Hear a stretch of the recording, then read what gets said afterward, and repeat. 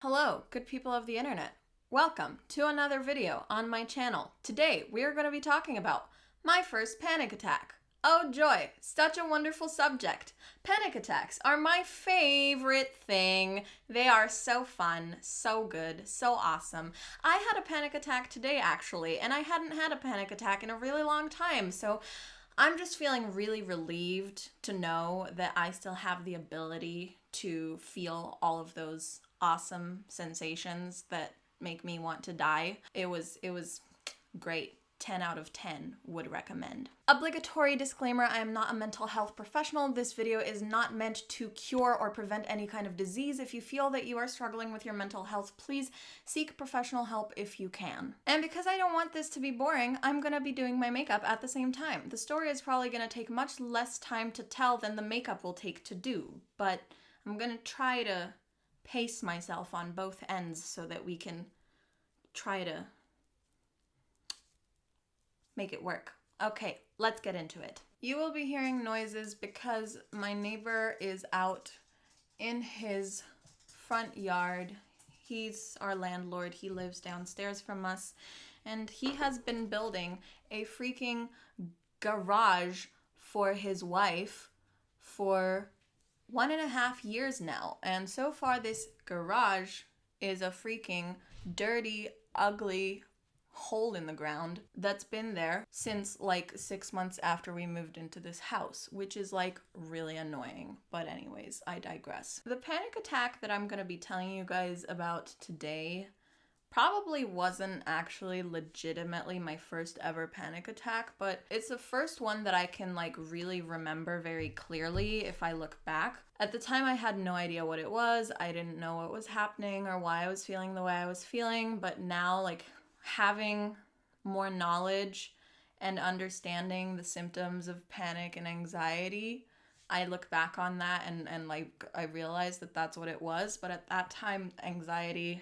wasn't even part of my vocabulary. I didn't really know what was going on. All I knew was just that like my emotions felt like they were completely out of control. So the events of this story happened around December of 2015, if I remember correctly. It was the day that my school had their Christmas bazaar. And if you don't know, I used to live in China. I grew up in Shanghai. I lived there for 17 years, and I moved to Germany 2 years ago. At that point in time, the people of Shanghai were all in a tizzy because the air pollution levels had been steadily climbing over the past several weeks. I think it was like the first time that it had ever gotten that bad. And, you know, everyone was watching the news every day to see what the pollution levels were like today, and the school had like signs outside with warnings like today is a really high pollution day, there's no outdoor play permitted, etc., etc. So we were all kind of like freaking out about this as a city, and of course the Chinese government was like not necessarily being transparent about everything. Like there was theories floating around that the pollution was actually a lot worse than we thought, which was already really bad. But this particular day was the first day when the pollution had gotten so bad that it was officially off the charts. I don't know the science of this exactly, but there's like a PM air pollution index, and this day was the first day when it was above 500 in Shanghai, which is very, very unhealthy. So yeah, the air pollution level was above 500, which is really, really dangerous, and we were all inside at the Christmas bazaar playing games, buying cookies and Christmas gifts and cards and baubles and things, and we were looking outside of the window of the school, and you could just see this thick layer of smog over the entire city. Like the visibility was so bad you couldn't see very far because it was just like this white blanket of smog over the entire city. It was so gloomy. You know, it looked like fog. It looked like really thick fog, but as soon as you stepped outside, the whole air smelled like barbecue. And I didn't pay much mind to it. I didn't pay much attention to it. I didn't think at the time that seeing what was going on with the air quality in the city that I lived in was having a real effect on me. I didn't think it was messing with my head as much as I later realized that it was. So this was the first factor, the first contributing factor that I believe led to me having a panic attack that day. The next thing was, when I got home that day, I decided to watch a horror movie called The Happening. I used to really like horror movies. Like, before I had a panic disorder, I was really, really into scary movies. I was watching them a lot. I still like scary movies and like things that get my adrenaline pumping, but I watch them a lot less just because like they're not really great for my mental health. They tend to make me kind of paranoid and put me in a really weird headspace, but I used to watch scary movies a lot before my anxiety got really bad. Anyway, so if you haven't watched The Happening, little trigger warning. The theme of it is basically there's something going on in the world that's making people commit like mass suicide. And there's this group of like scientists or something that are trying to figure out what's going on, and they realize that what's happened is that the plants have evolved to produce spores that like mess with the human biochemistry of the brain and leads people to commit suicide, and that it's like the plants have evolved this kind of like defense mechanism to protect themselves from the environmental damage that's being done by humans and to try to basically cleanse the earth of the human race. Super scary stuff.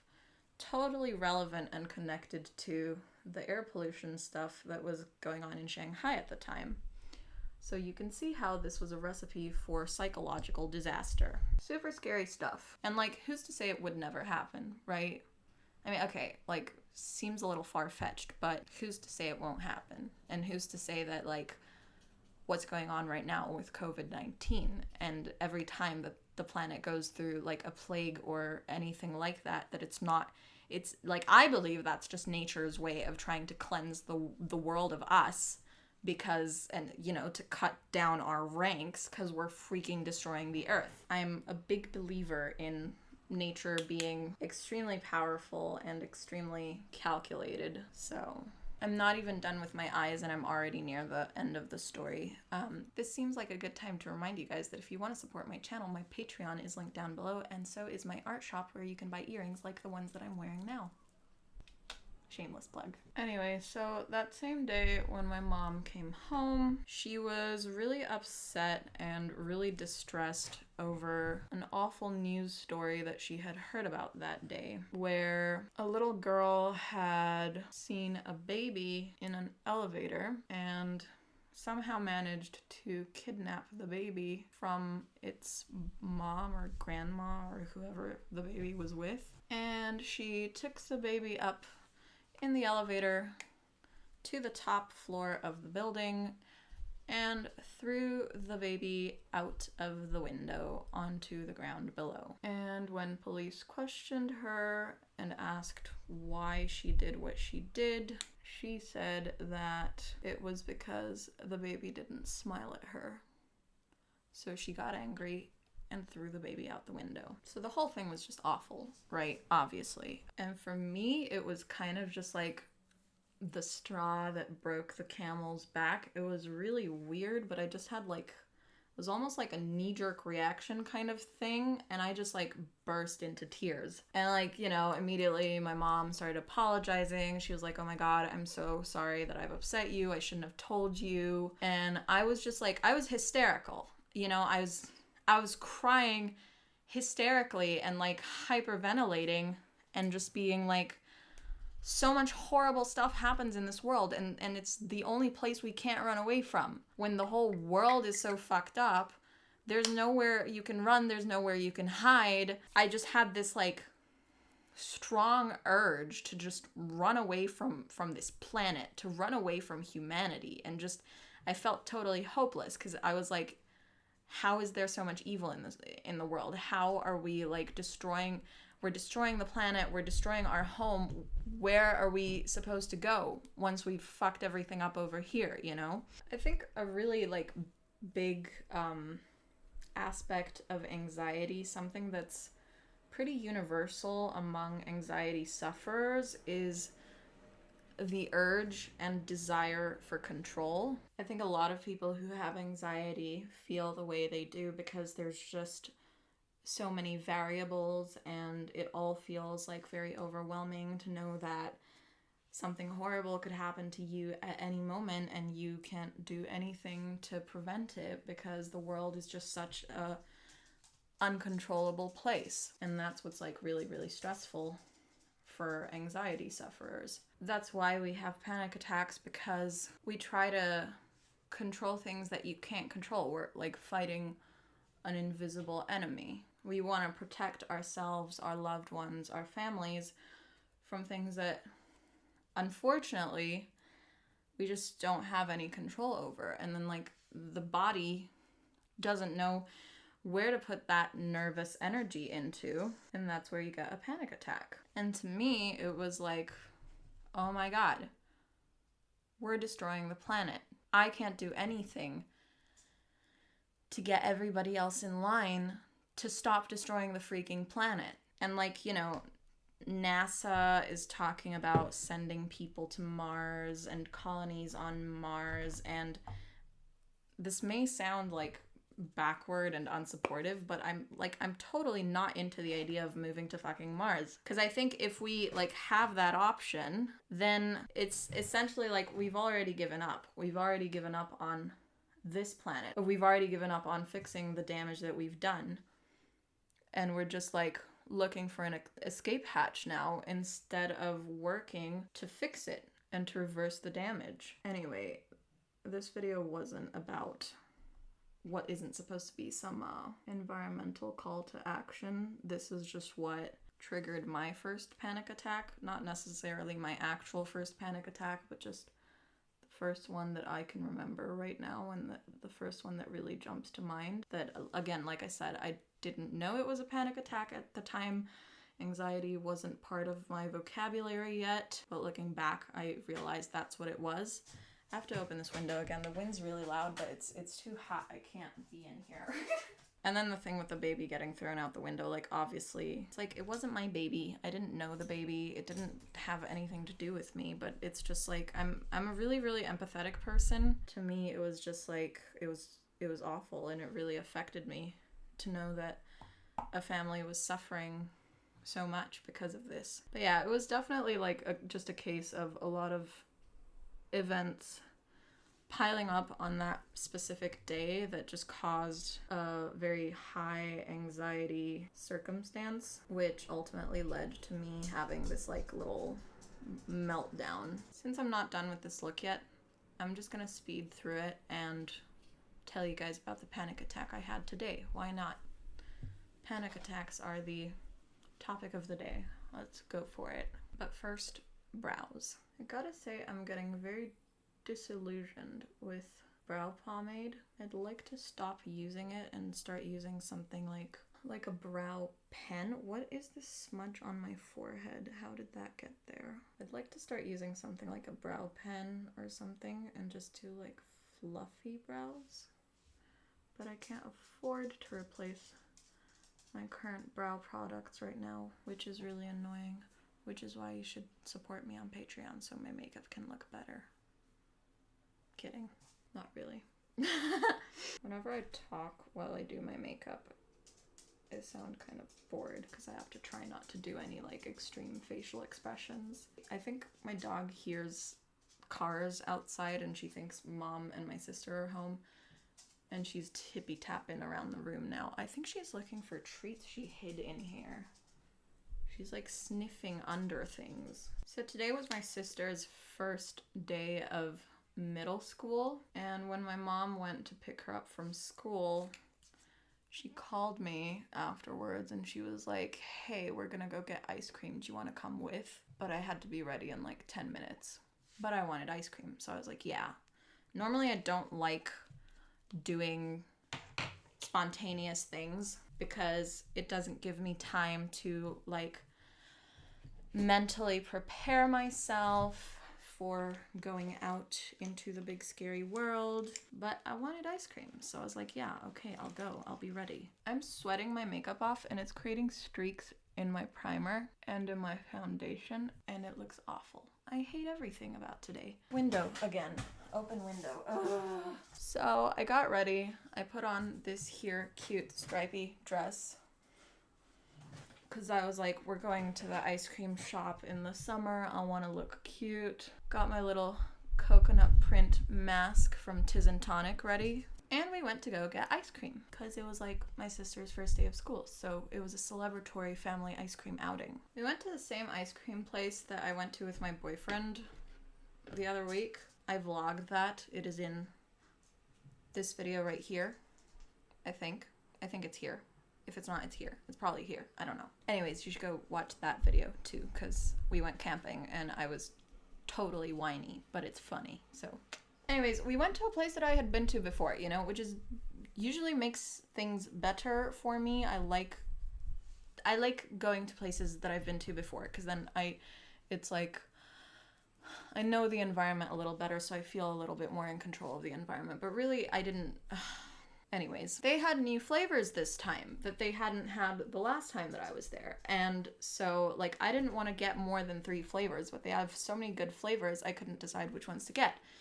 And so we were standing in line. There wasn't anyone behind us, so it wasn't like there was no rush to, like, make a decision. Nobody was waiting behind us, but we were just there, the 3 of us, trying to decide what ice cream flavors we wanted to get for our ice creams, and I started feeling dizzy. I have a few, like, specific phobias. One of my phobias is fainting in public. So I started feeling dizzy. My mom and my sister had already chosen what ice cream flavors they wanted, and, like, I needed to get the hell out of there, like, right now. So I asked the guy who was who was scooping the ice cream for us where the bathroom was, and he pointed me towards the direction of the bathroom, and I went to the bathroom because when my fight or flight kicks in, I like to look for a place to hide until I calm down, and I would much rather pass out alone on a bathroom floor in the middle of a pandemic than in front of people, apparently. I think it's important to note that I have never ever passed out. I have never lost consciousness. I have one time almost passed out because of an iron deficiency, which has now been corrected. So there was zero rationality to my fear that I was going to pass out. But that's what I thought, so I went to go hide in the bathroom just in case. Took a minute, drank some water, calmed down, went back upstairs, because the bathroom is downstairs. Irrelevant. Anyways, my mom had already paid for my ice cream, so actually I called my mom from the bathroom to tell her what ice cream flavors to get me, because I wasn't, like, around the ice cream anymore, so now I could make a proper decision. I still wanted ice cream. I still had ice cream on the brain. I wasn't gonna let my fear of passing out stop me from getting ice cream. So I called her to tell her what to get me, and she was like, oh, I already paid for your ice cream. You just have to go to the front and, like, tell them what flavors you want. So I was like, okay. And yeah, after I calmed down, I went back upstairs and picked my ice cream flavors, which were pistachio, mint chocolate chip, and rum raisin. Yum. I'm just gonna do my lips quickly and then I'll be done.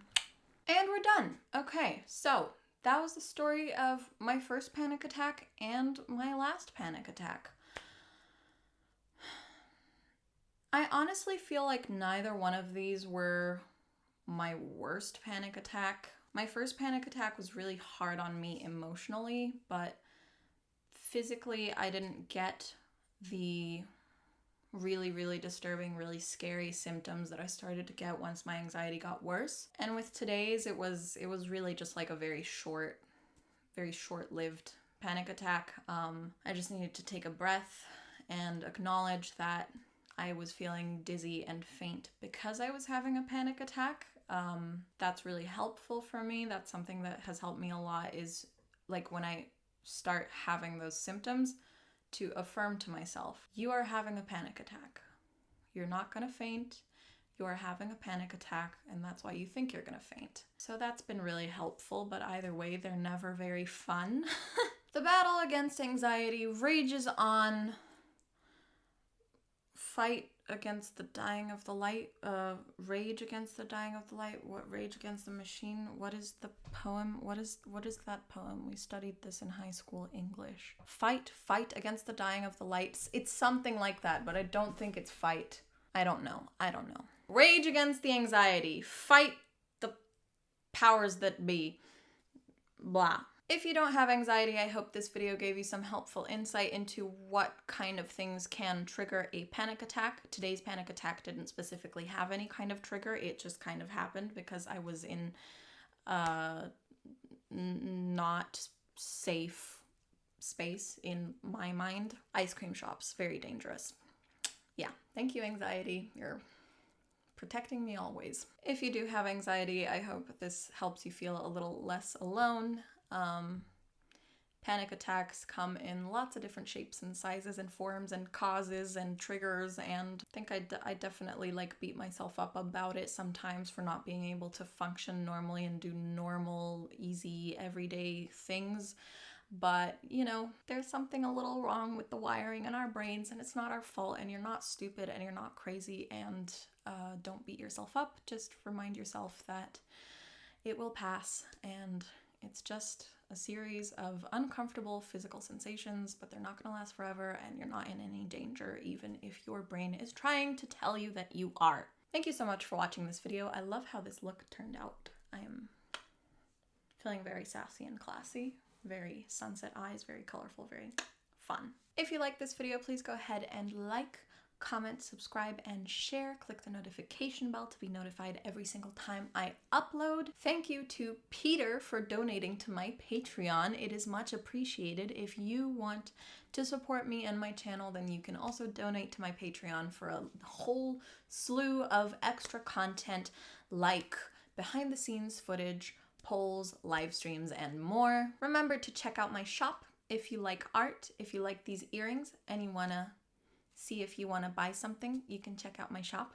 And all of my social media is linked down below if you wanna go follow me over there and check out what I do across the internet. This has been a mental health makeup chat. I'm thinking I will do more of these in the future, just do my makeup while talking about different mental health subjects just to keep it interesting, kind of kill two birds with one stone. Got a look to post on Instagram now, got a video to put on YouTube now. All is right with the world.